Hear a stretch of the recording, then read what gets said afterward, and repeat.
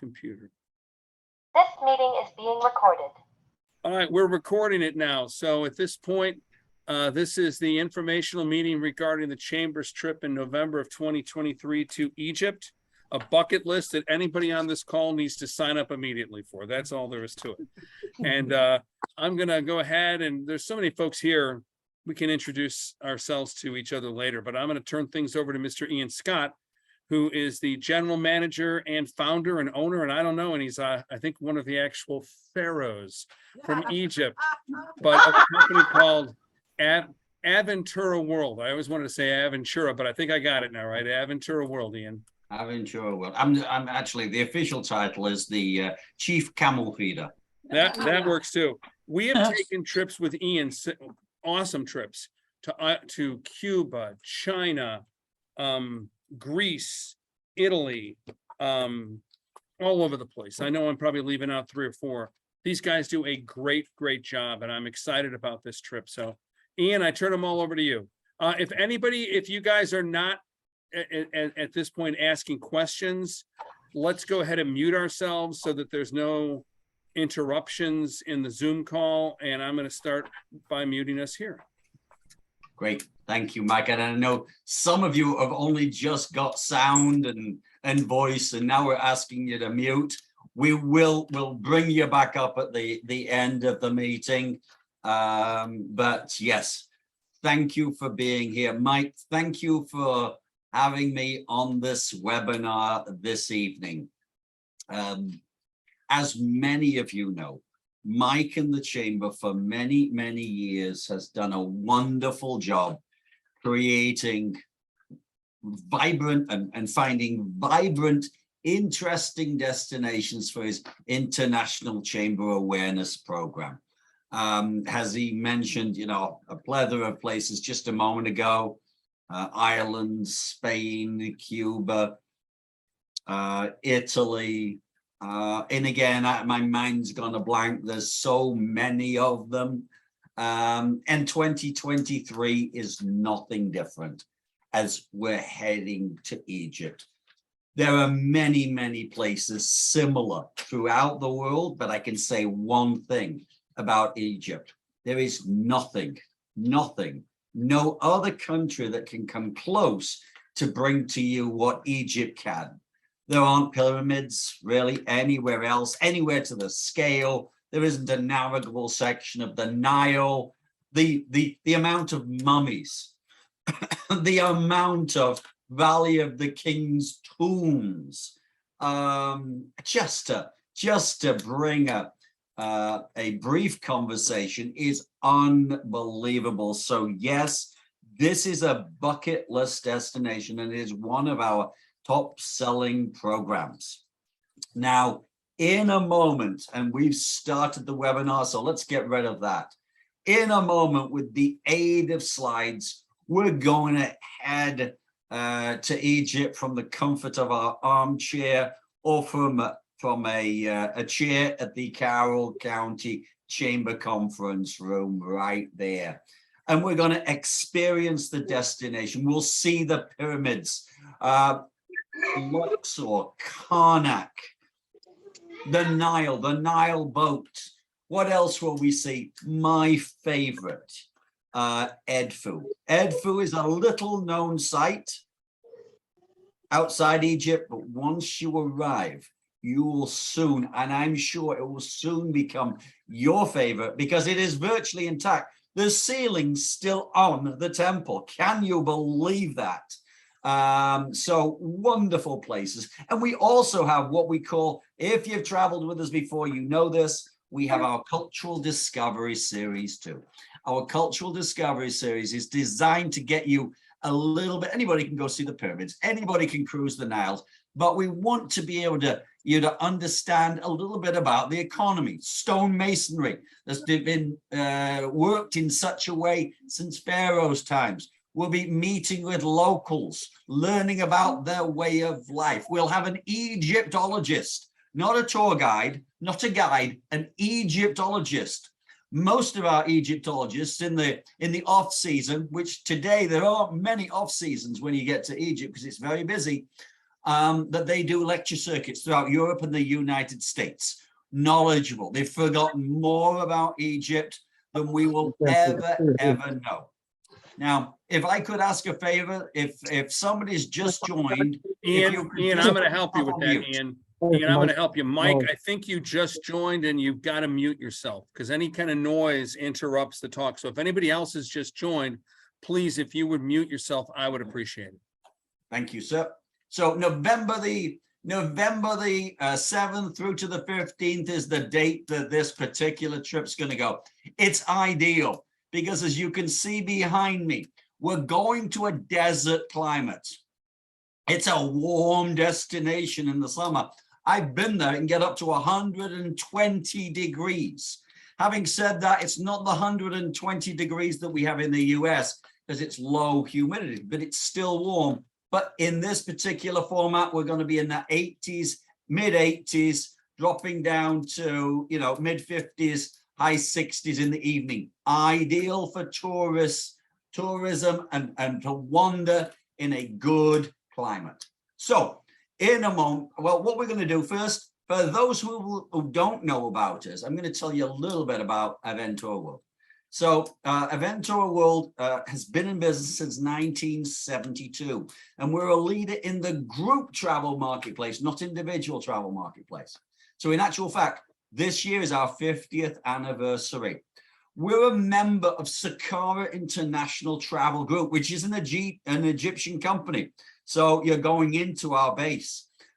They have thousands of employees worldwide, own riverboats, hotels, restaurants, bus companies, and other travel companies and travel related services.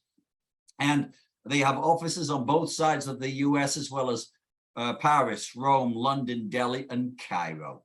Now, Aventura World is dedicated to bringing forth the treasures of the world to you. And there are just so many treasures, too many treasures to discuss about on this trip. In an hour, 90-minute conversation today. But yes, the Great Pyramids. Actually, the opportunity to go inside one of the pyramids, and unusual for Egyptians, come out again, because the pyramids were designed to just keep you in there. You didn't leave them, but you can come out afterwards, go to see Tutankhamun and wave to him. He's there waiting for you to arrive in the Valley of the Kings. The Egyptian Museum and the Museum of Antiquities, or fingers crossed, the new Grand Museum, if it's open by then. The Nile, just the people are beautiful and very, very friendly. All this is waiting for you along the way. Now, we're the official travel provider of ACCE, which is the Association of Chamber of Commerce Executives, which the Carroll County and Mike is a member of. We follow their standards of quality and codes of ethics, and we're truly happy to be that official travel provider. Now, we are a wholesaler of travel, not a travel agent. As a wholesaler of travel, we bring forth tremendous value for money to you without affecting the quality. We contract directly at the source with the hotels, restaurants, bus companies, airlines, and all parts of the trip. But what's a little bit different than a travel agency is we work with chambers of commerce and we work with Mike. So as we're going along this particular program, if you've got any questions, that gentleman top left hand corner of the screen, Mike, he's very knowledgeable, very nice individual, right, Mike? And he's there to assist you and answer questions. If he can't ask it, he's got my cell phone number. He'll get me out of bed, and I'll be able to answer those questions to him. So yes, we're that wholesaler. We're a company that's changed. Now, in the last 2 years, I think we've all changed in one shape or another. But I'm going to show you towards the end of this presentation how you can get an X on the calendar. You can reserve your spot on this trip, but still cancel out all the way up to 131 days before you depart and get your money back that you've paid to Aventura World. Okay. Lastly, we class ourselves as the leader in first class 4-star programs in the United States And I'm hopeful at the end of this presentation, you agree with that last statement. Now, off we go. Are we ready? Let's get out. Don't need your passport for this trip, but let's get to Egypt. And here we are looking at the Great Pyramids. And yes, November the 7th through to the 15th. Importantly, you can see the brochure right there on the screen. It's on the Carroll County Chamber's website. You don't need to be from Maryland to go on this trip. You might have friends, family in California, an uncle in Kansas, friends in, ex-neighbors in Washington State. Let them know you're going, direct them to the Carroll County Chamber website. They can pull down the brochure, they can sign up using the paper form, or they could sign up online. We'll show you how to sign up in a moment towards the end of the presentation. But great trip, great program. And what this program is going to bring to you is folklore, far different than Maryland and the United States in itself. Look at that typical Egyptian right in the middle. That's me right there in the white. Now, one of the evenings, we're going to encourage you, and it is such a fun event, we're going to encourage you to dress like an Egyptian. So Gala Beara night. So this is one of the Gala Beara nights on the trip. So you're going to have quite a few opportunities to buy such things as that. And I should have really had my lovely Nubian hat on. I love that hat, but in this country, I don't get the opportunity to wear it. It's an embroidered silk. But we've got folklore, we've got traditions. We got belly dancing on the boat one night, male and female. So there's something for everybody. We got history spanning centuries. The start of the civilization. The civilized world started here in Egypt. We've got breathtaking scenery of the Blue Nile, historical sites, and warm and inviting, friendly people. I guarantee at least once, twice, maybe 10 times, somebody's going to come up to you and say, hey, where are you from? And you'll let them know and they'll go, welcome to our homeland. We hope you're comfortable. Please make sure you tell your friends and families, come back and visit us. It's going to happen on numerous occasions. It always does. So just don't bring a camelback in your carry-on luggage. But it's going to be a great, warm and inviting, friendly trip. Day one, we're departing out of Dulles on the quickest route to Egypt on a non-stop on Egypt Air.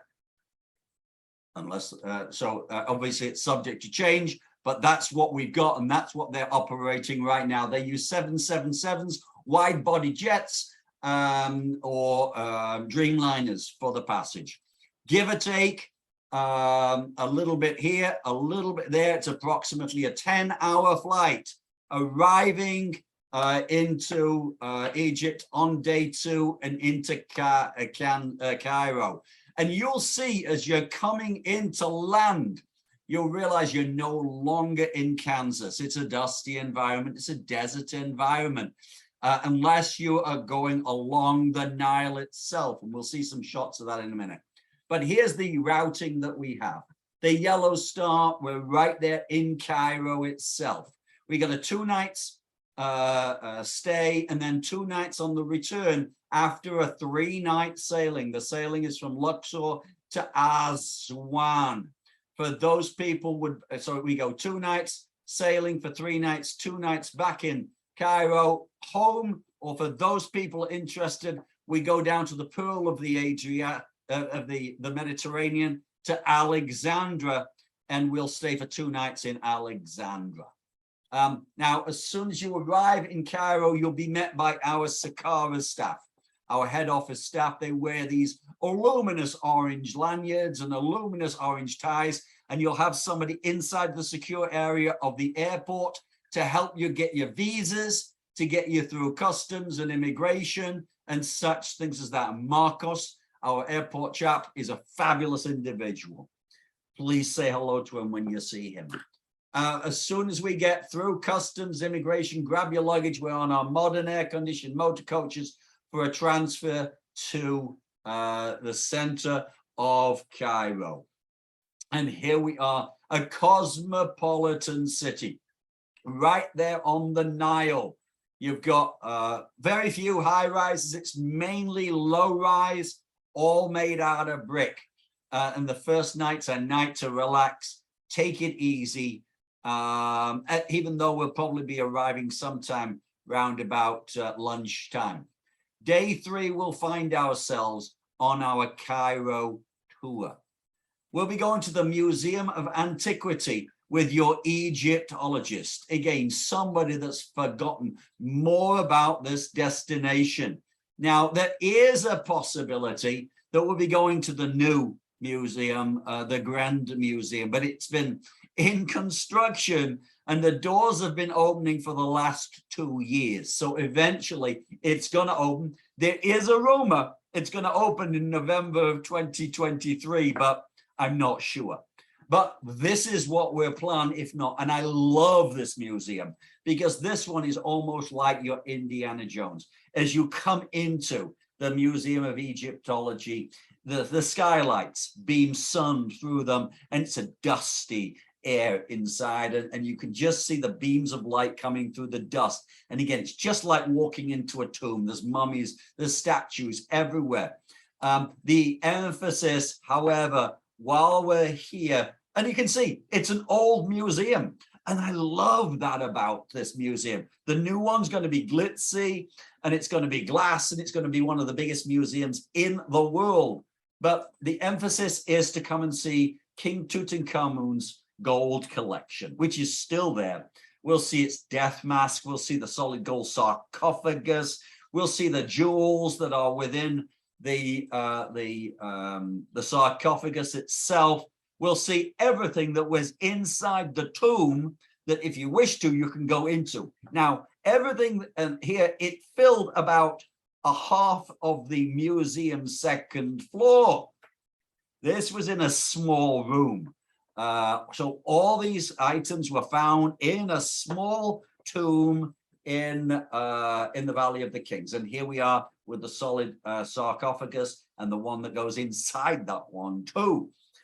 So unbelievable, and it is priceless. It cannot be insured. It no longer travels outside Egypt. It is priceless. Here we've got one of the arks that would have taken Tutankhamun to the afterlife, which was found inside the tomb itself. So more of the items too. Afterwards, we'll go to the Citadel of Saladin. The Citadel is overlooking the old section itself. On a clear day, you look all the way across Cairo itself, and here we've got it right here. And you can see Cairo right there with a great vantage point. And the architecture is spectacular. Now I'll come back to the hotel, rest up. The next day we'll depart for Luxor. And we're heading into the upper section of the Nile. It's virtually always a morning flight. It's usually an early morning flight. We'll arrive to Luxor. We'll start some touring. We'll check into the boat. We'll have some lunch, a bit of relaxation, and then tour again in the afternoon. Now, here we are. And now you can see what's called the Belt of the Nile. This is a shot taken from a satellite. But as you are flying from Cairo, which you can see the gray area right here, that is Cairo itself. You'll be coming down through the belt and the green area of the Nile, and welcome to Luxor. Now, Luxor, yes, it's built right there on the banks of the Nile itself, the ancient temple itself. Our boat has ideal location for docking, and it's easily walkable downtown and to the site itself if you want to go back and have another look at the later stage. Now, our floating hotel for 3 nights is an Egyptian riverboat. Everybody out there calls them 5-star vessels. And he's very frank in all conversations. It's an Egyptian 5-star. It is not an American 5-star vessel. It's 4-star first class. It's comfortable. It's clean. The food is good. The staff are some of the best customer service orientated staff anywhere in the world, and it works really well. But if you've taken one of the European riverboats, they're not quite the same as that. Don't forget, we're traveling in Africa. So there are some things that come hand in hand with traveling in Africa. But we've been using the vessel for many, many years, and it works really, really well. Hey, Ian, could I interrupt you for 1 second? Yeah. If you back it up to day 3, everybody, I think, still has the old form that talks about the optional sound and light show. And I emailed everybody who has already booked that's not happening. Yeah. But if you want to explain that, that'd be great. And we've got the new forms will be up on the website soon. Okay. Yeah. So as of, and again, some things in Egypt just happen and you really don't know why. We believe it's being renovated. So we had the light and sound show as an optional tour on the night of arrival. But as of November the 1st, 2022, and we only found out last week, they are stopping operating the light and sound show. They're renovating it. They're putting lasers in there, a new system, and bringing it into the, what are we, 21st, 22nd century, whatever century we're in, they're bringing it up to that century. It was a little old, but it was still a real awe-inspiring, but don't worry too much of that. There's too much awe-inspiring sights on this trip. So again, we apologize, but that's out of our control. But here we are. We use one of 2 vessels. We use either the Mojito or the Monaco. So it's either a Cuban drink, Mike, which you'd like, or it's a place in France. And you know, why wouldn't you be cruising on a Mojito or a Monaco in Egypt? But they're sister vessels. And here we are inside. So you've got, you know, lots of exotic woods, marble items. We've got a shop right there at the top. You've got a jewelry shop. If anybody's interested in buying cartouches, getting your name in hieroglyphics, silver or gold. I know we men don't know about that, but I know you ladies do. So here we are in the bar and the entertainment lounge. These are smaller vessels. So it works really, really well. Anybody concerned, if anybody hasn't been on a riverboat before, don't worry too much about it. It's nothing like an ocean-going vessel. You know, there's a saying, there's motion on the ocean, but never a quiver on the river. So don't worry about seasickness. You know, it's basically a very flat bed of water that you're traveling along. But here we are in the entertainment lounge. Here we are in the rooms. So rooms are twin or 1-bedded rooms, all rooms. And just so that you know it, ladies, notice the hair dryer. So hair dryers are in the hotels and on the boats. But we have individually controlled air conditioning. There's mini bars, private bathrooms, and such. And there is what's called satellite TV. But is it really satellite TV? No. It's closed circuit TV when you're moving. So when we're moving on the water, we'll be seeing the camera, which is looking ahead. When we're in dock, they plug it in. So it's really cable. So you'll find there'll be a couple of foreign channels, maybe a BBC, maybe a CNN, some Egyptian channels, maybe a French one, but that's about it. But again, you're here to see a fabulous destination, not to watch TV. So as we move along, here we are. All food on the boat itself is in a buffet style. There's ample supply of food. Breakfast, you've got hot and cold items. You've got salads. You've got fresh breads. You've got dessert. Egyptians have a sweet tooth. Over the chef's shoulder at the back, that's the dessert section. Breakfast, lunch, and dinner, you'll find desserts. So hummuses, cold salads, all sorts of things. And again, breakfast, lunch, and dinner on the boat itself. And here we are in the dining room. Up on the lounging and the observation deck, there's a pool, lounges, and lots of shaded area. And this is a great place when we're cruising to watch the world drift by. Now, in the afternoon, we'll be heading to Karnak. Karnak and Luxor were connected together. For those people who've been watching TV, you might have seen the parade and the avenue of the Sphinx. It just opened up last year. It's about 4 kilometers, and every 100 feet there was a Sphinx, and that connected Karnak and Luxor. We're going into Karnak first, and here we've got the entrance to Karnak. Inside Karnak, we're going to see unbelievable sights. We're going to learn about various stages, various periods of the Egyptian empire. We'll be learning about various pharaohs throughout the dynasties. And here we are coming into the Temple of the Columns. And here we are right now with a group. Now, can you believe it? The paint is still there since Egyptian pharaoh times. Over the COVID period, they took a bit of time and they started cleaning the columns. This is a photograph that I took last December. Now, if we could get Home Depot or Lowe's to make paint the same way that the Egyptian pharaohs did, we'd only have to paint our house once a century, maybe once a millennium. So if anybody works for one of those companies, see what you can do about it. But take a look at this, and it's unbelievable. Now, we'll be back to the boat for lunch. Now, remember, I mentioned as soon as we arrive, we'll be doing some touring. We'll be doing Karnak.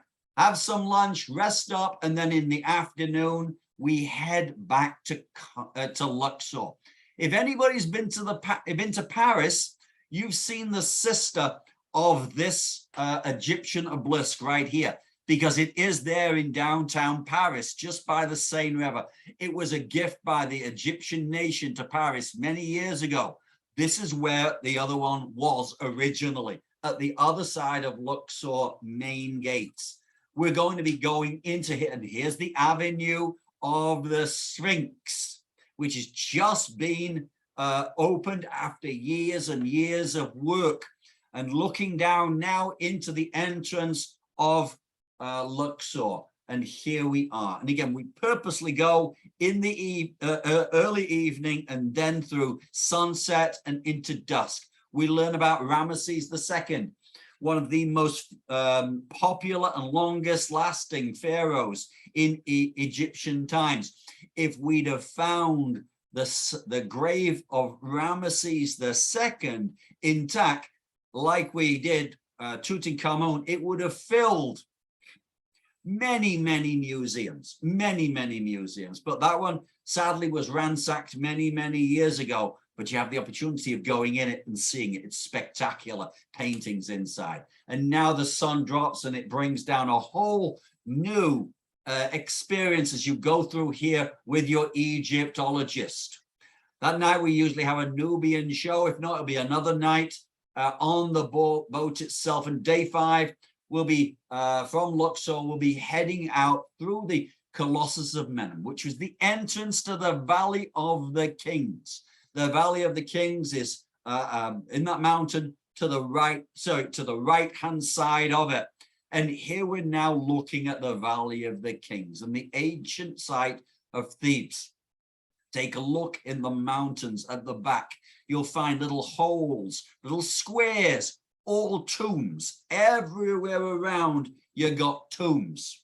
I believe, don't quote me on it, but I think originally in the Valley of the Kings, there has been found, I think, 58 tombs. But throughout the area, there are so many. This is not the entire, the Valley of the Kings is over to the to the right in that little valley there, but we're looking here at Queen Hepsat's area. But here we've got the Valley of the Kings model, and that's how you would see it if you flew over it.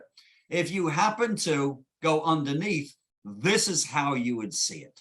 So now you can see how all these tombs were tunneled into the ground. There's burial chambers, there's atriums, there's greeting halls, and there are some you can understand why they were never ever found. Tutankhamun right here, you can see it. It goes straight down. We'll talk about that in a moment. Instead of in through a wall and walking level into it. Now, whilst here in the Valley of the Kings, here we'll learn about Howard Carter, the gentleman, the English explorer and Egyptologist that found King Tutankhamun's tomb in 1922. We'll learn about the curse of the mummy.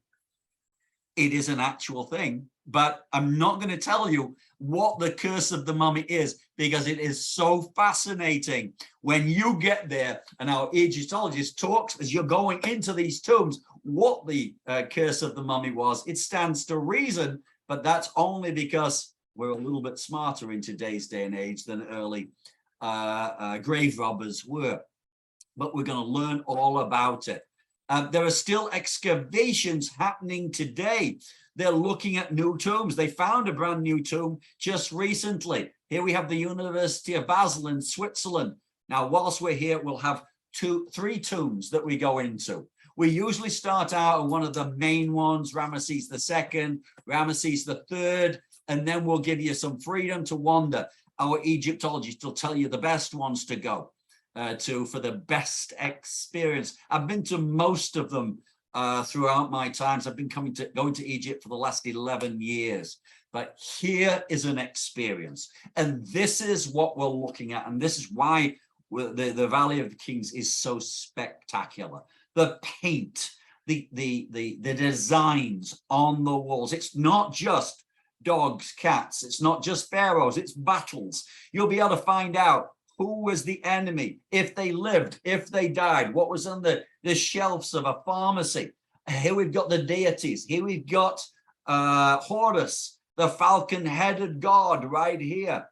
Now you'll notice, as you can see, there are some steps, there's some entrances, nothing too strenuous throughout the program itself. But my goodness, this is a bucket list area. As I mentioned, here we've got things that's inside the pharmacy itself. Now, you have the ability to go inside Tutankhamun's tomb. Now, we don't include it because there's a reason it wasn't found, because it goes straight down. So when the grave robbers were robbing the tombs all around, they piled soil and stones on the top of the entrance to Tutankhamun. Hence, it was never found. But if you can handle a few steps, I highly recommend it. I think it's $15 to go see it. And King Tutankhamun, he was one of the quickest or shortest living pharaohs out there. He's waiting for you. But this is as it was found, with most of the things taken out when Carter found it in 1922. Here he is looking at the sarcophagus itself, and here he is today. He's still there. So waiting for you to come and visit him. Now, afterwards, part of our cultural discovery series, we go to stonemasons, and it's a fun event. It's alabaster and other forms of granite that is carved in statues, bowls, and such things as that, as it has been done for centuries with very limited machinery. In fact, no machinery at all. And it's a great opportunity to learn a little bit about local industry. Belly dancing that evening, and then the next day we'll be cruising the Nile. Now it's time to relax, watch the world go by, watch locals sailing their boats, fishing on the Nile, tending their gardens, taking weeds out of the river for fertilizer. Have a cup of tea, some cake on the side, maybe head into the pool as we go through the Esna locks. The Esna locks, who are a presence of the British government. They brought through the locks, and it controls the flow of the Nile. So it doesn't really, a combination of the locks and the Aswan Dam now stops the Nile from flooding. It's also a great place if you haven't been through any locks. It takes you from one level to another level of the river. And once we get through, we'll meet, don't worry, if all of a sudden you see a grappling hook on the side of the boat, we're not being invaded by pirates, we're being invaded by vendors. They will be selling galaberas, the Egyptian outfit, they'll be selling tablecloths, towels, everything. If these individuals lived in the United States, they'd be a quarterback or a baseball pitcher. They have an arm on them like nobody can imagine. They'll be able to throw a full tablecloth with precision accuracy to you on the top deck of the vessel. Whether you can throw the money back down to them exactly is another thing, but I've never known them not catch it or not go in and get the money. So it's fun and it's interesting. And if there's too many appear, then the captain has a large knife and he starts cutting the ropes. He doesn't want to take too many on at the same time. That day will be arriving at Edfu, will overnight in Edfu. This is my favorite place. It is, so day 6 will overnight, and then early in the morning of day 6, we'll jump on a horse and cart, either 2 people per cart or 3 people. Somebody can ride shotgun with the driver themselves. And we'll be heading through the town of Esna and arriving through to the Temple of Horus. Horus is the falcon-headed god, the deity. There are 17 different Horuses, but this is one that's dedicated to Horus. There are Greek and Roman aspects to this temple, but take a look at the size of this temple. Now look at the main doors as they were. Look at the door hinges at the top here. This is a standard door in today's day and age at the bottom. So can you imagine the size of those doors originally?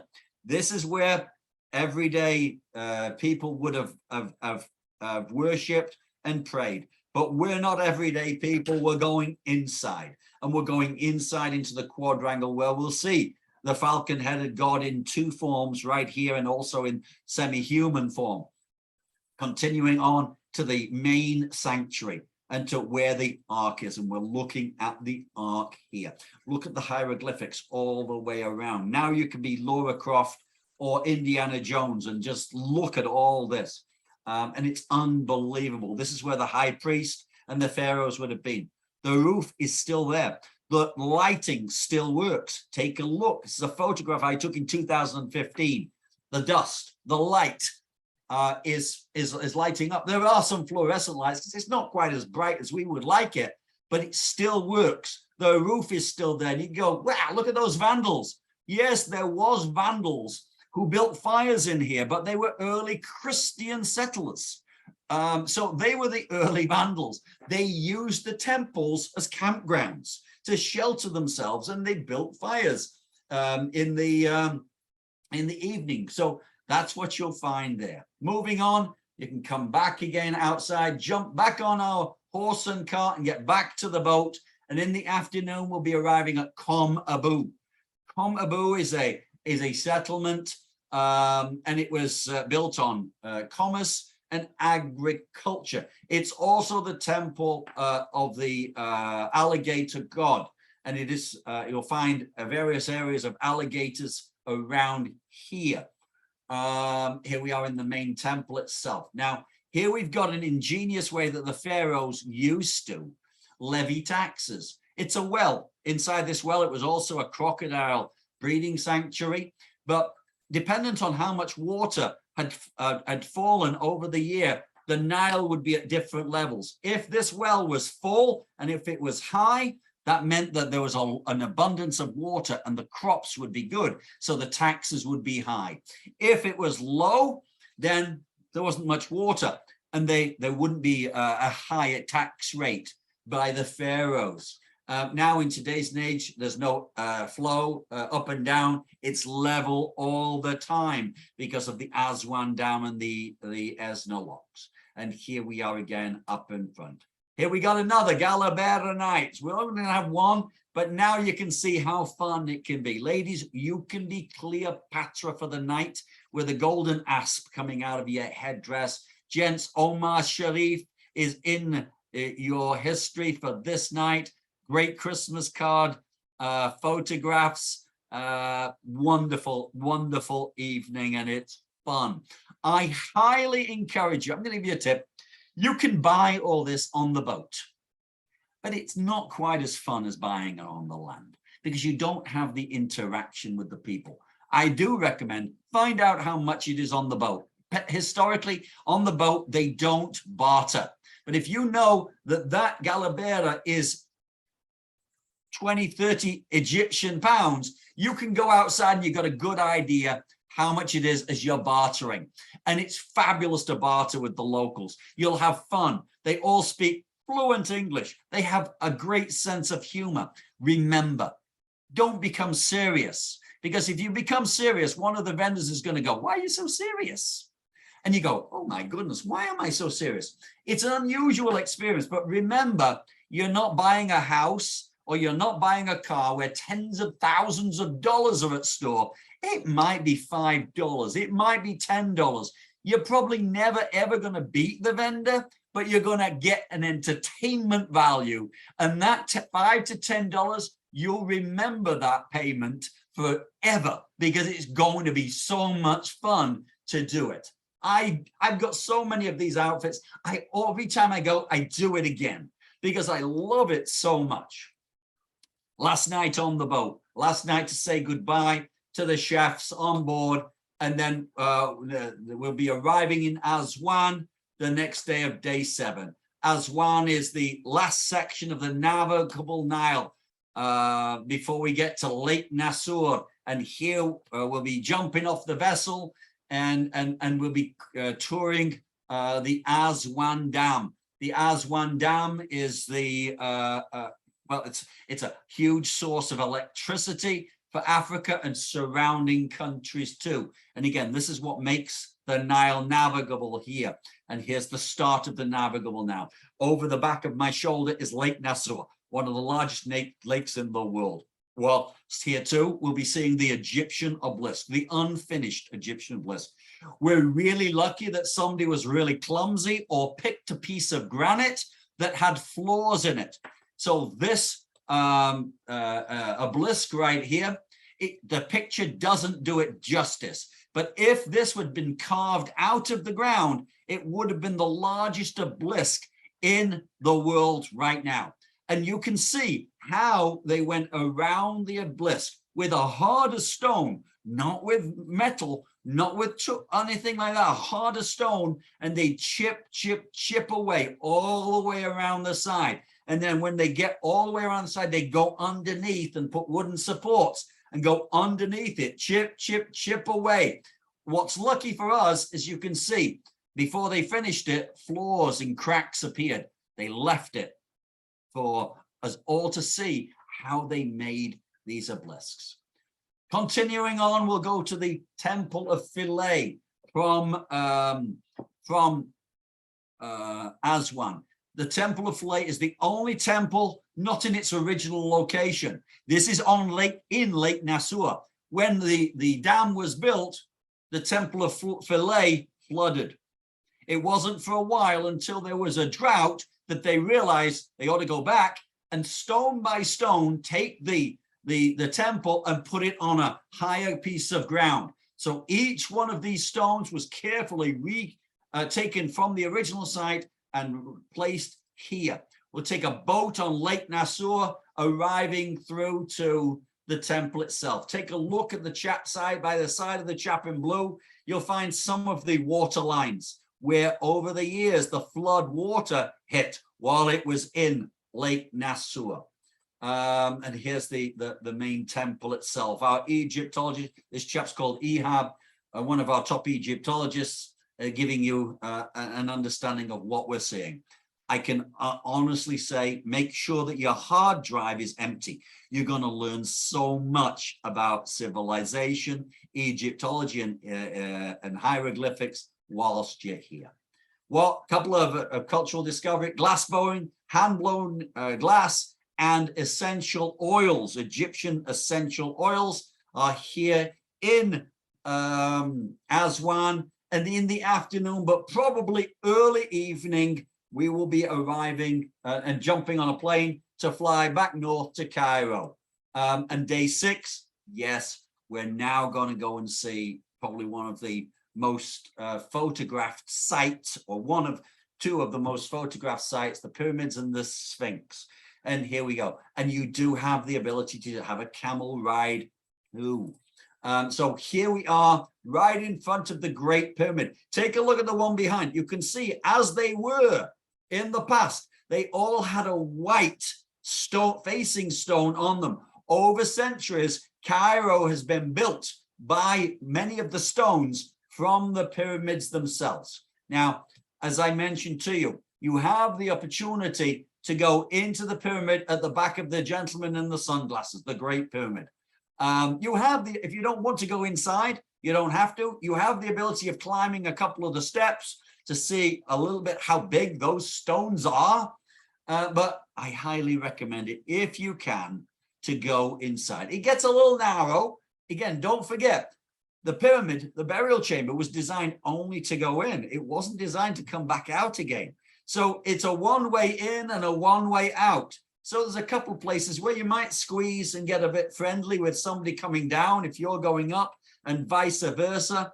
But once you're there, it is unbelievable. And how many people can say they've been inside the Great Pyramid, which we're looking at right here, and seen the tomb inside the Great Pyramid? And it's unusual, because even if it's hot outside, it's a little cool and humid. It's not humid anywhere in Egypt, but it is slightly, just a little bit here inside, and it's unbelievable. After that, we'll go to the photographic area, which brings you right back out to view the pyramids and Cairo itself, and get those Christmas card shops. And for those people interested, you can take an optional camel ride. Everything's around about $15 in Egypt. So you can get a camel ride here and wander for a period of time on a camel. Afterwards, we'll see the Sphinx. The Sphinx right up close. What people don't know is at the side of the Sphinx is the embalming plant. We'll be learning about the embalming of pharaohs and dignitaries. We'll also see a piece of stone in here with 13 sides, which was carved and designed about 200 kilometers away, and it fits perfectly. Just like all these stones were all taken from different places. It's not from this area, but we'll get you a chance to take your photograph up close with the Sphinx. That's your last night in Cairo. Time to relax, take it easy. And before we know it, day 9 will have us going back to the airport for flying back to Dulles with adventure through travel. Here we've got Elephant Island from Aswan. You'll see in fact, a few of the ancient wonders of the world. You get the chance to be Indiana Jones or Laura Croft. Experience a unique culture and history. Far different the United States, and a history like no other. Now, what do we get for all this? You get round-trip air transportation from Washington Dulles, as well as intra-Egypt flights. 4 nights in first-class accommodations in Cairo, which equates to 2 and 2, 2 before the cruise and 2 after the cruise. You get 3 nights on an Egyptian first-class vessel. We've got 15 meals, which is 7 breakfasts, 5 lunches, 3 dinners. We've got all your sightseeing tours included. There are no optional sightseeing tours on this. They're all there. We've got cultural discovery series, essential oil, Stoneman Guild. We've got a discussion with your Egyptologist on the boat itself. on a different subject and a Q&A. What do you want to know about what you've been seeing? And as we go through, we got your Egyptologist or tour director on the program from arrival in Cairo, deluxe air-conditioned motor coaches, baggage handling for one piece of luggage in and out of the airports, on and off the boats, the hotels. Now this, as it's a cruise, there's a section in here and there's something for everybody. We have cabins that start at just under $3,000, 22 under 32, 33, 34, 35. Now, importantly, Mike, in his wisdom, and he looks after you really well. This trip goes out in November, and we're producing this in October because this trip is going to sell out. Once the boat's sold out, once the category is sold out, it's gone. There are no more. So we'll talk a little bit more about this in a moment, but you know, sign up sooner than later, because that's why Mike has brought this presentation so early. And I think we've got about 20 something people already signed up.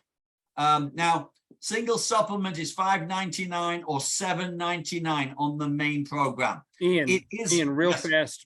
fast. The actual singles are sold out, Okay, thank you. just so you're aware. So just if you're a single, just have a word with Mike and tell him what sex you're looking for and how much disposable income that person should have, and he will do a wonderful job in partnering with you. You got it. That's right. All joking aside, so you know, if you are a single and you want to go, get your name over to Mike, because there'll be other people calling who want to share, and we don't forcibly place people together, but you know, you can talk to each other, find out if you're compatible. Now, this is an early bird discount price. As long as you reserve by January the 27th of next year. After that, it goes up by $100 per person. Better for you to have that money in your pocket than in our pocket. But importantly, don't wait until January the 27th to sign up, because the trip could be sold out by that time. There's more than just the Carroll County Chamber on this date. So there are additional chambers traveling on it. So sooner than later, it's best to reserve. You're protected. We'll talk more about it in a minute with that 131-day money back guarantee. So get your reservation in. Now, about 70% of all our travelers say, I'm already there. I'd like to go see something different and spend a little bit more time. So we're going to extend when main program people are going to the airport, you're waving goodbye to them, and they unwisely decided to go home. You're going to take a bus through the Nile Delta, through some of the most fertile land in Egypt, and arrive at the Pearl of the Mediterranean into Alexandria. You may remember Alexandra's famous lighthouse. You'll see the site where the lighthouse was. But November the 15th through the 17th, 2 nights in a first-class hotel. And we've got daily breakfast, 2 breakfasts, 2 lunches, and 2 dinners. We've got scenic transfers backwards and forwards from Cairo to Alexandria, as well as a full-day tour of Alexandria. We've got a professional tour director carrying on with you, deluxe air-conditioned motor coaches, and baggage handling. It's $6.99 per person, double occupancy, or $9.98. Now, here we are in Alexandria. This area has been occupied by so many different nations and countries, from the British through to the North Africans, through to the Romans, the Greeks. The architecture here is beautiful and diverse. But on day 9 and day 10, we'll have a mixture of touring included.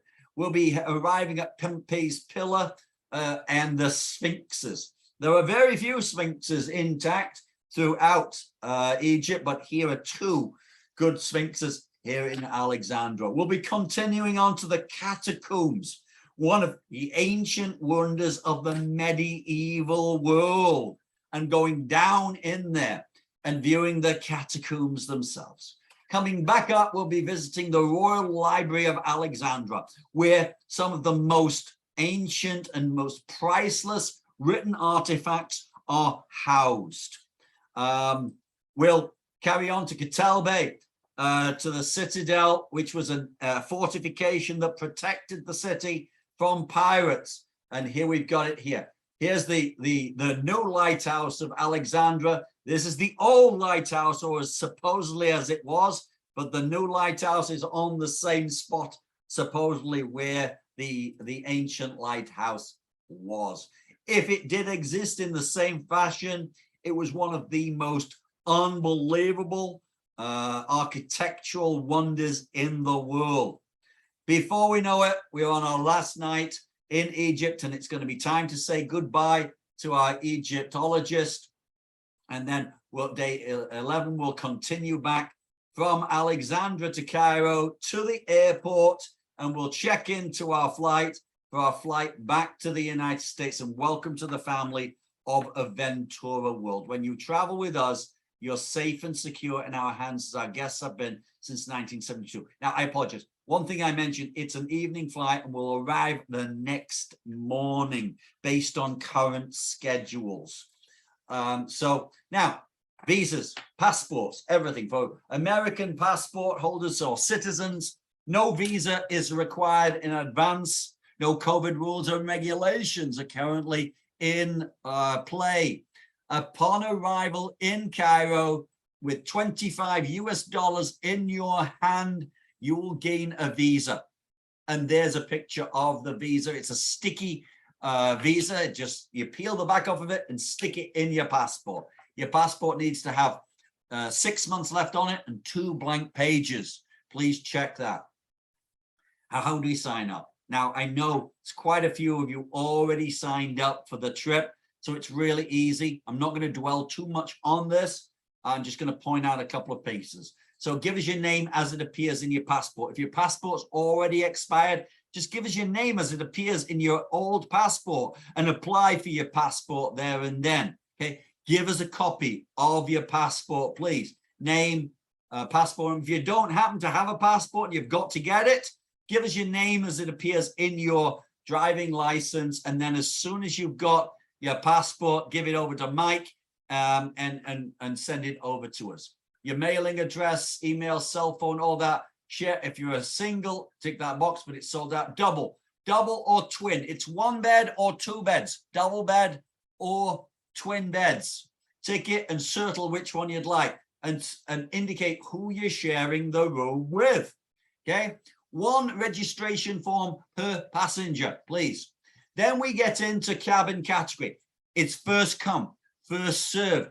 And I know the ones that disappear the fastest are the D's followed by the M's. So keep in mind, those are the ones that disappear the fastest. So please get your reservation in first. If your first, indicate your first choice and your second choice. If your first choice is gone, we will automatically place you into your second choice. If both have gone, we'll come back to Mike and let you know, and then you decide what you want to do. Then we've got, scratch that, there's no light and sound. This is the old brochure. It doesn't bring it into it any longer.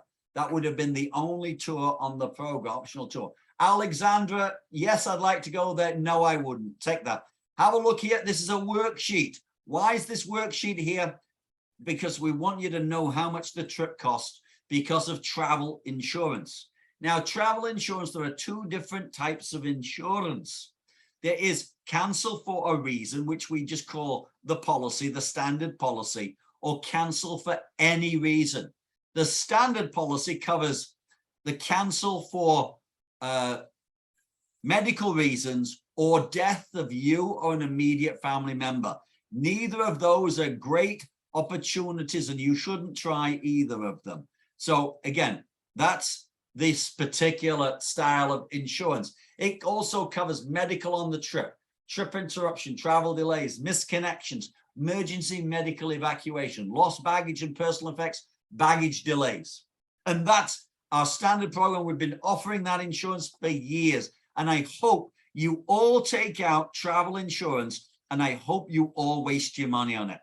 You're not going to Egypt to say, hey, wow, that insurance was unbelievable. Best thing I ever did, and Egypt was okay.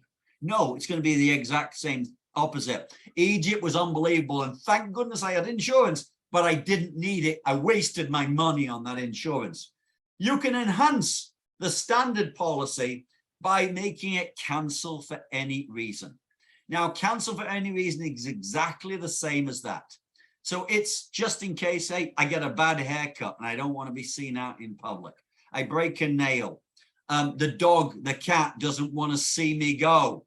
I can't go because it's going to break its heart.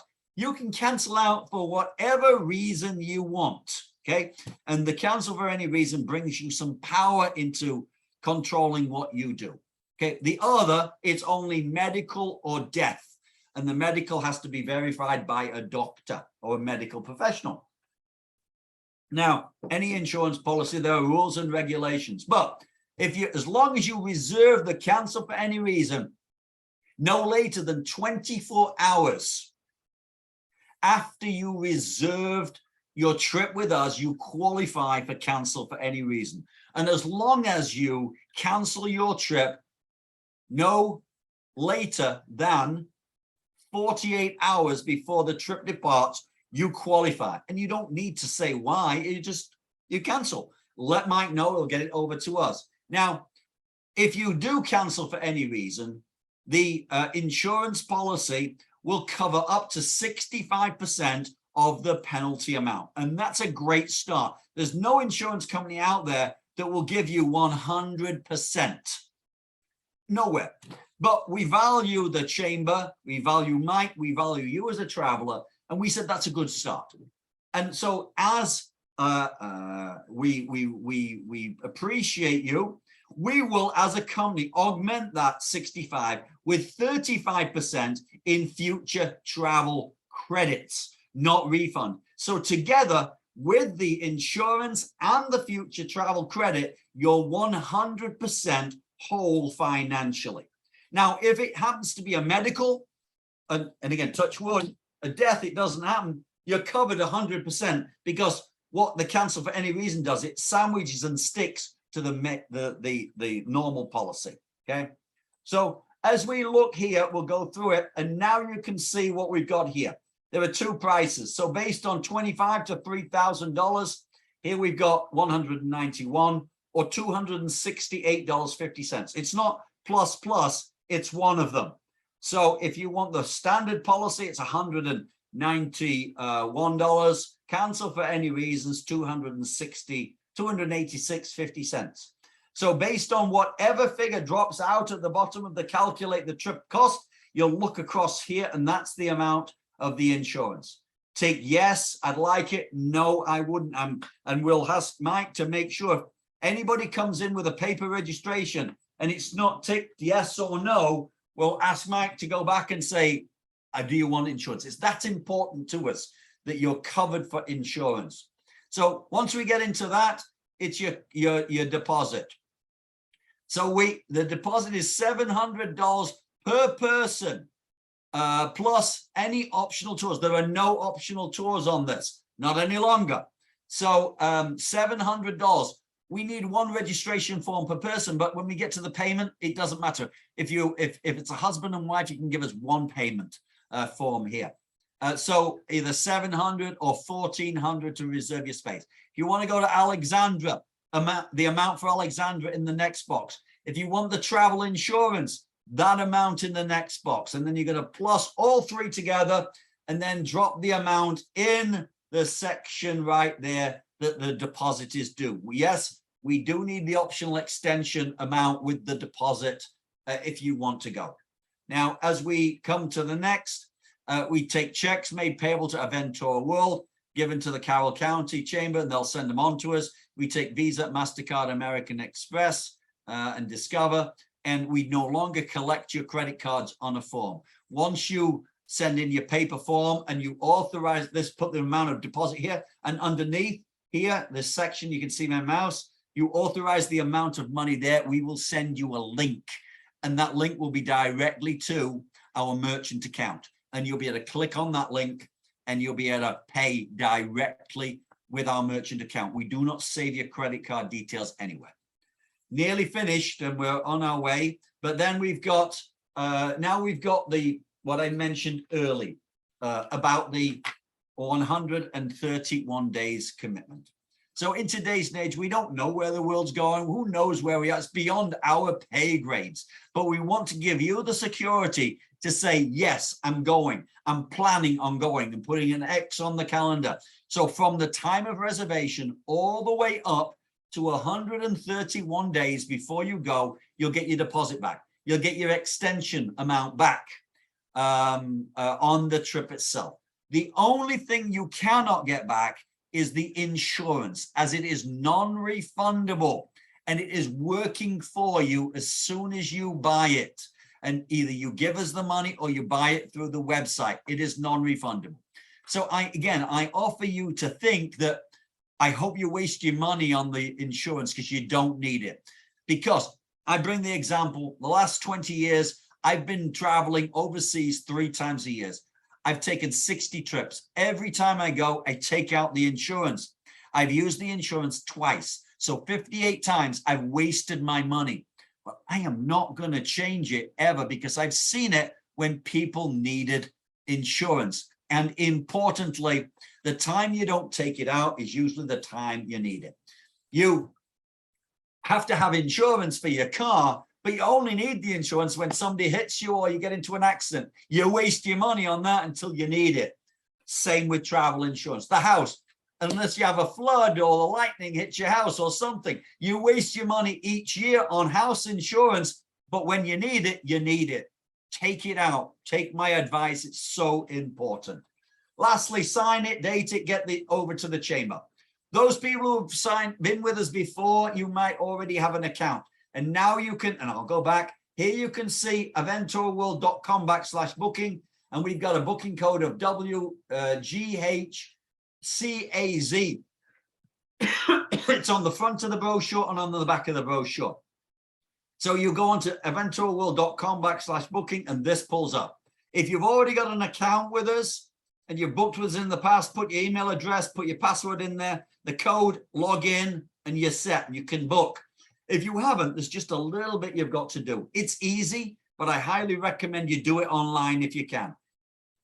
New user, first name, last name, login email address, make your password, confirm your password, whatever series of code falls underneath, type it inside in a box like this, press submit, and then this will launch automatically.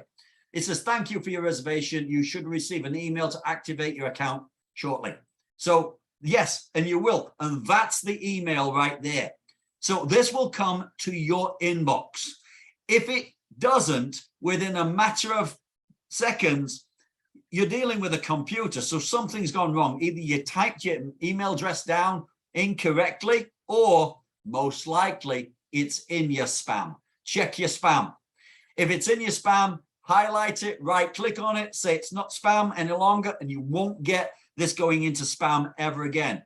Click on the blue box right here, and this launches, and now your account is active. Put your email in, your password, and again, whatever code is, press login, and here you are nearly ready to book. If this is your first visit, there's still just a little bit of housekeeping. You've got to set up your account. So my account profile. So I'm the account holder. I'm going to put my name in there. I'm going to put my date of birth. I'm going to put my telephone number in there. I'm going to put my address in there. Save, move on. My passport details, I'm going to put that in there. I can even attach a passport to here. Save, move on. Additional passengers. I'm going to put my wife in here. I'm going to put my 2 kids in here because they might travel with me. They might not be traveling to Egypt with me, but they could do in the future. So all done. Their passport numbers, their addresses, telephone numbers, email. No credit card numbers, no really secure information is stored here. It's just telephone numbers, addresses, emails, and such things as that. Once you've done your additional traveler, press save, and now you're ready to book.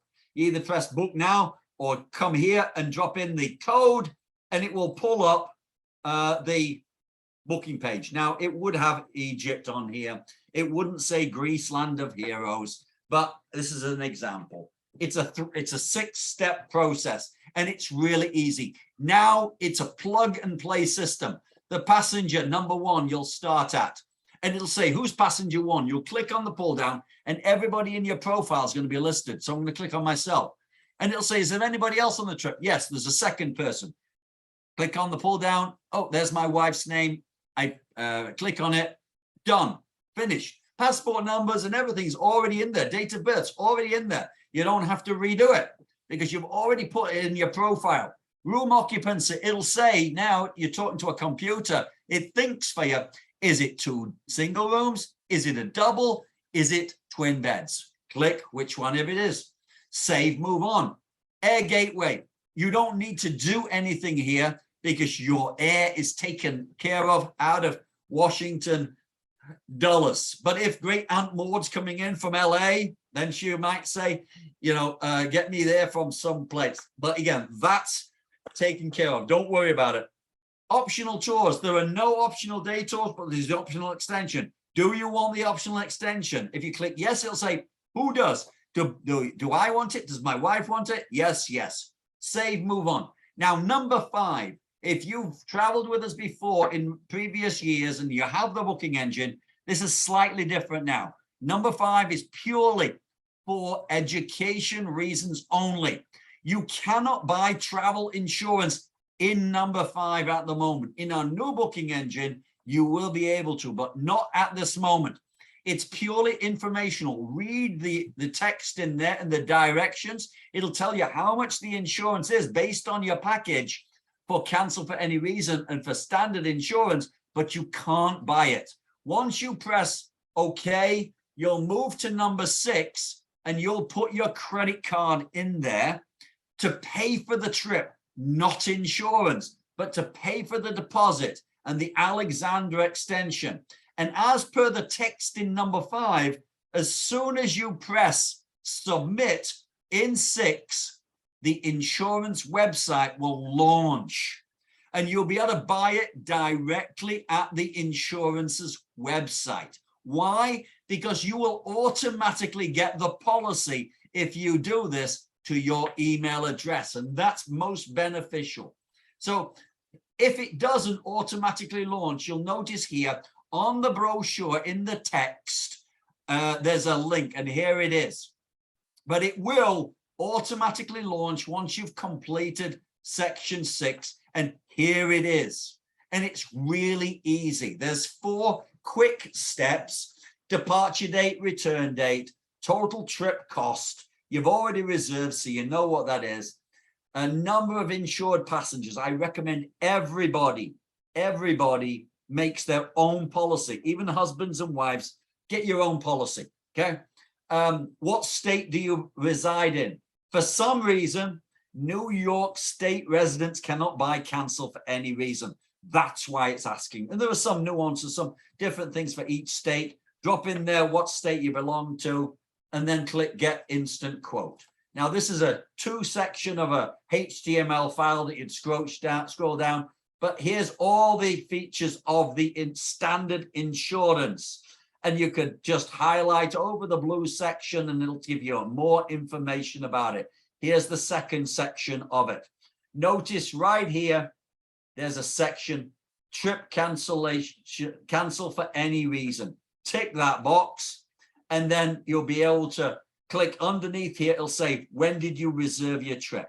And you'll make sure it's no longer than 24 hours using the calendar. Note it only says here up to 65% of penalty amount. It says nothing about the 35% because you're talking directly with the insurance company. The 35% is our offer. Okay, so click that and then save, and then you'll get into step 3. And now you only fill out the starred sections: your name, first name, last name, member ID, no star in it, you don't need it. Here's your home address and details. The next section, still in section 3, how would you like to get the coverage? Email or mail? I always click email because once you've paid for it, it'll come directly to your email address. If it doesn't, guess where it is? It's in your spam. Okay, so beneficiary, no stars, you don't need it. Travel agent code, it's right there. Now, here's one section. Now, nice and easy, where you're going to from the pull down, Egypt. That's the only place you're going to. Now, primary airline, yes, is Egypt Air, but if you wish to, you can drop in there undecided.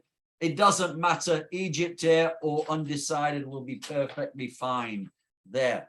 Once you've done that, you'll press submit and you'll go to step 4. You'll put your credit card details in there and you're done. If you need to do it for a second time for your spouse or your travel companion, then you'll do it a second time after that. We certainly hope you'll join us for a terrific trip in 2023. And questions from anybody, please. Ian, I've got a couple in the chat box. I think you can see the first one. What are security protocols during excursion and tours? Great question. So I've been going to Egypt for the last 11 years, and you can tell I look very, very Egyptian. So I blend into the environment, just I'm invisible. No, I'm joking. I don't. I've never felt threatened. I've never felt unsafe anywhere in Egypt. But, you know, have some common sense around with you when you're wandering. Don't walk down dark alleys. You might not walk down dark alleys in Maryland or wherever you live anyway. So just have a bit of common sense around with you. It's a secure destination.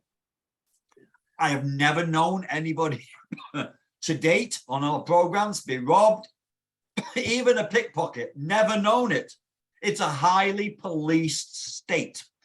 Those people who've been to Italy, you know, Italy has, I think, 3 police forces. There's maritime, civil, and military. Egypt, if I'm not mistaken, has 9 different police forces. Wow. One of them is tourist. So everywhere you go, you'll find police. You'll say, my goodness, there's a lot of police everywhere I go. I see them. Well, they're there because you're there. They follow the security, the Israeli security mandates on safety. Whether they need to do that's another question, but they do. And so you'll find a lot of police around, virtually always speak English, and they can also be concierge and tell you how to get from point A to point B if you lose your tour guide or bus for some reason. In addition, every one of our motor coaches will have police on it. Whether they need to do it or not, it's the same as Israel. We'll have armed guards on all our all our buses. And every step of the way, the Egyptian police know where we are down to the minute. Very secure destination, very secure. Ian, I had a couple more questions. And plus, could you stop sharing your screen so we can see everybody on the call then? Because you just get rid of that questions slide. Well, maybe I've got to change mine. You might have to. Oh, there we go. Have we got it? I think so. Gallery, here we all are. All right, good. Cool. All right, we had a couple more questions in the chat room. Let's go in the order in which they came. How many people does this trip accommodate? Which leads to a question we had earlier.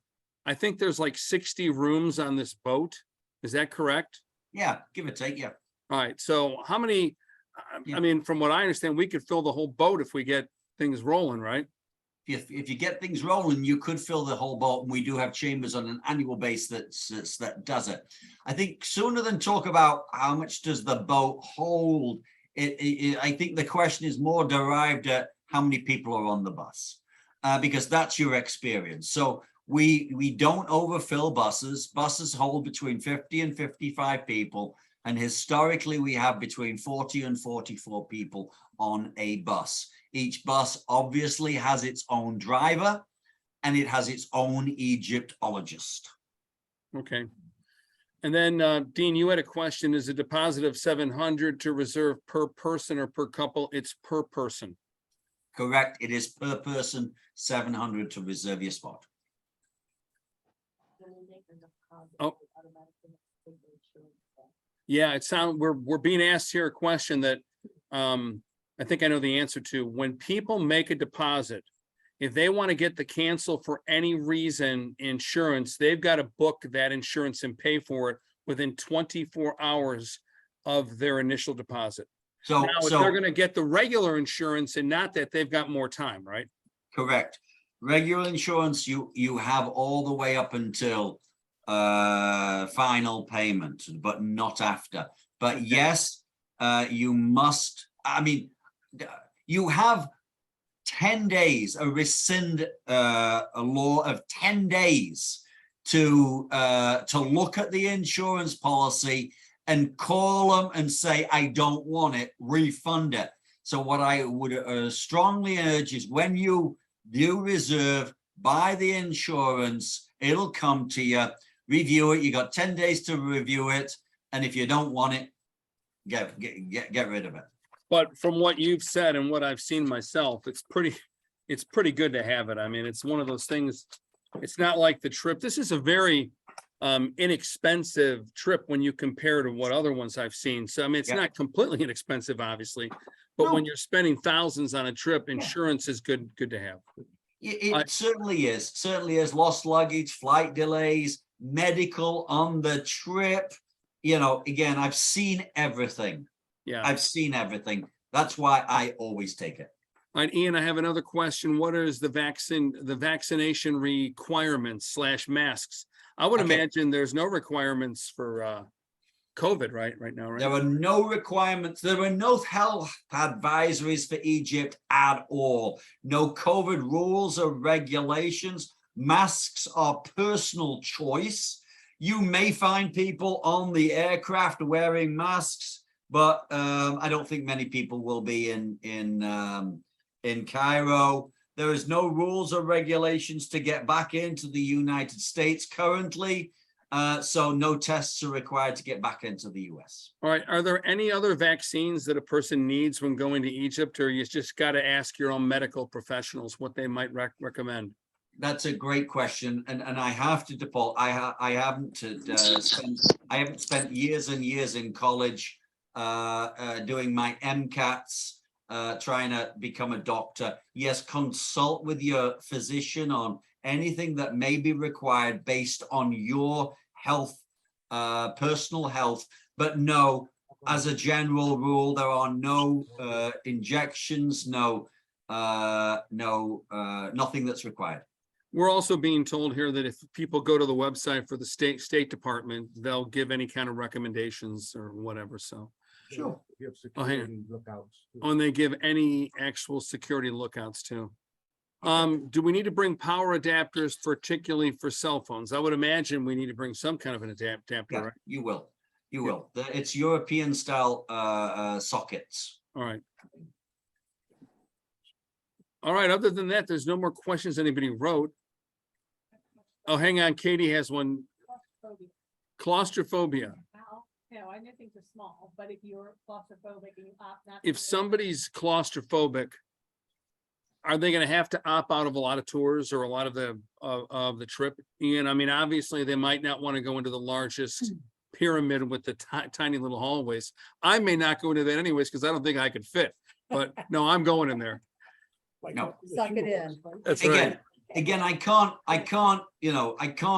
fully answer that question. It depends on how claustrophobic you are, but we're not going into anything on part of the included tour that is, bending down, going through tight corridors. No, if you, even with the Valley of the Kings, you saw these were grand tombs that would take the pharaohs to the afterlife. So it wasn't something that they had to bend down and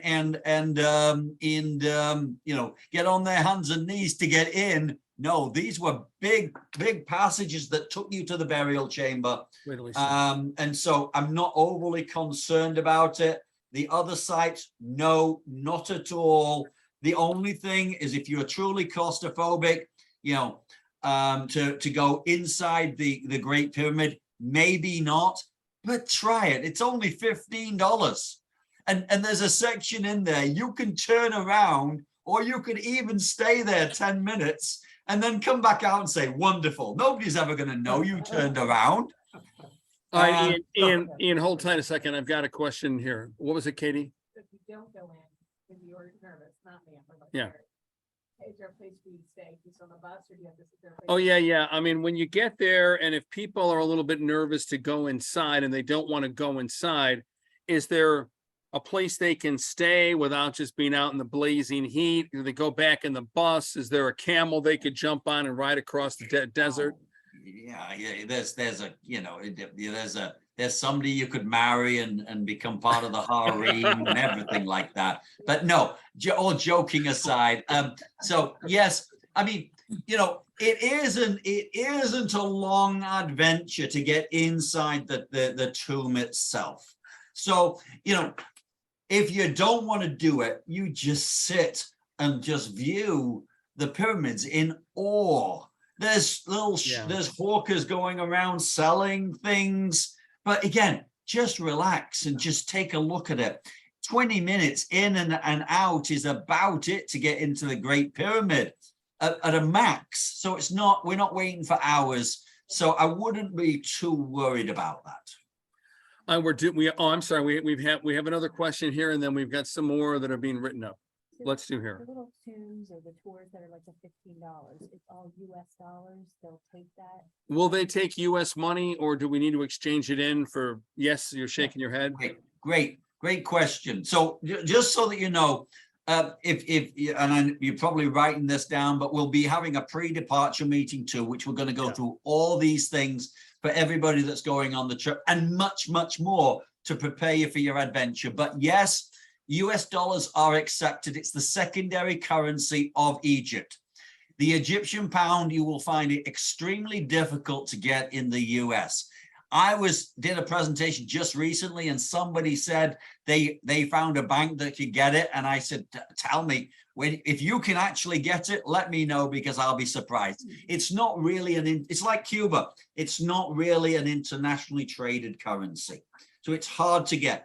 But US dollars are accepted throughout, ATMs are throughout the area, credit cards in established shops, obviously not in street shops or hawkers out there on the street. But yeah, you'll be able to use US dollars and you'll be able to use Egyptian pounds. All right, so I got Mary Welker's question here that's in the same line. Do we need to bring a lot of local currency or do we have ample options to pay with credit card or electronically? Sounds like we've got the options. And then, I'm sorry, Chuck, what was your question? Oh, can you exchange money upon arrival? Can you exchange money at the airport?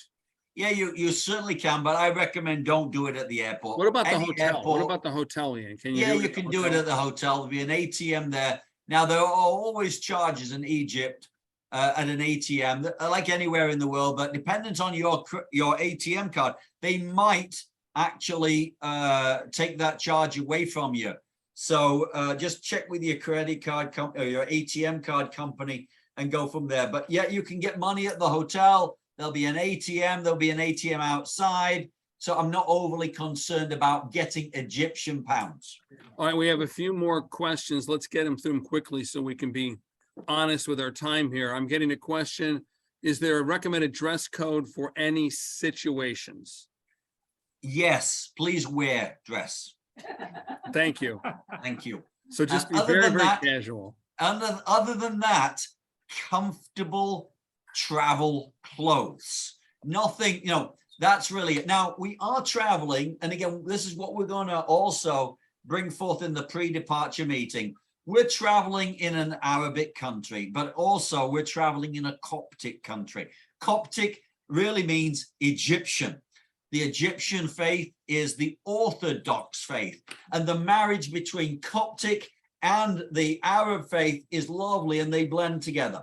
Anything we're going to see in a religious format was a religious entity centuries ago. So there won't be needs for anything as specific clothing. But, I always say err on the side of conservatism inside Cairo itself.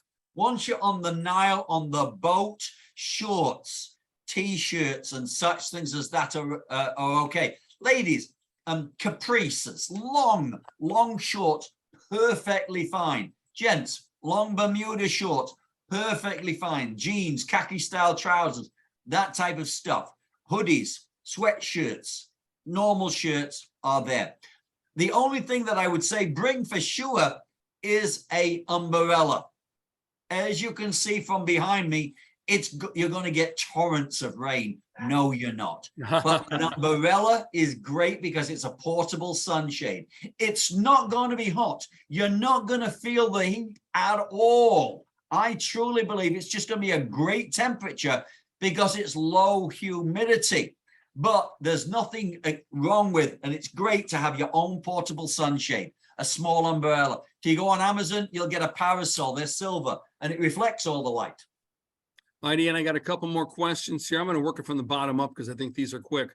Are exposed tattoos okay culturally over there? Yes, as long as it depends on what the tattoo is. Yeah. Nudity, I wouldn't recommend it, but tattoos are perfectly fine. It depends on what the tattoo is, like anywhere in the world, not just in Egypt. Sure. All right. I have somebody asking, when will the recording be available? I got to make sure. I've never recorded something on Zoom for like 2 hours. Okay, so I think I've got somebody who's going to help me here. Will you be having a bus from Carroll to Dulles? Yes, we will make arrangements for a bus. It'll be one of those deals where we line you up with the person that has the bus. They give you the price. We tell you where you can park, usually at Carroll Community College. And then I wash my hands of any arrangements of that. That's between you and the guy with the bus to make sure that you get there on time and that you pay him. I had another question up here from Sue. No optional tours was stated several times, but some suggested sites were pointed out for $15.